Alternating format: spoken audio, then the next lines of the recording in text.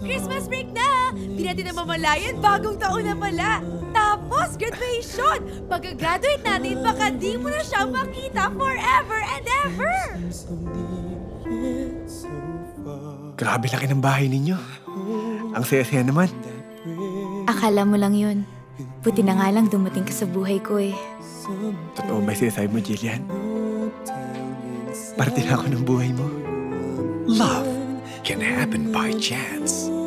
Patrick, Jillian is our only child and she likes you. Ikaw lang nagpapasaya sa kanya.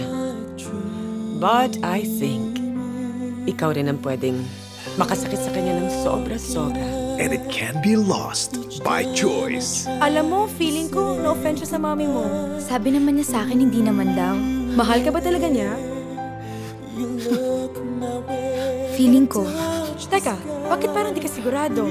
Nasabi ba niya sa'yo ng harap-harapan na mahal ka niya? hindi. Pero ako sigurado ako. Sigurado akong mahal na mahal ko siya. But once you let it go, I just want you to know na hindi ko pa kinakancel ang schooling mo sa Amsterdam. And I haven't canceled our plane tickets. Patrick. Oh.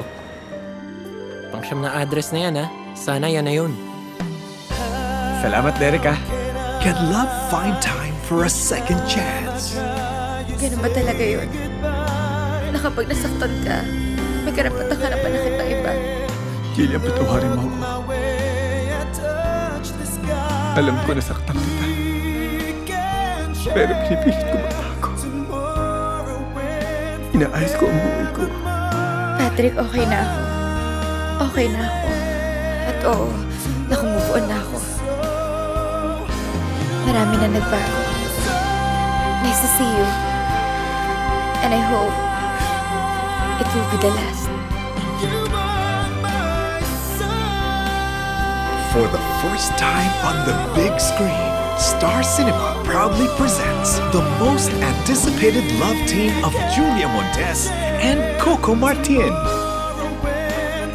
A Moment in Time. Directed by Emmanuel Quindopalo, February 13, 2013.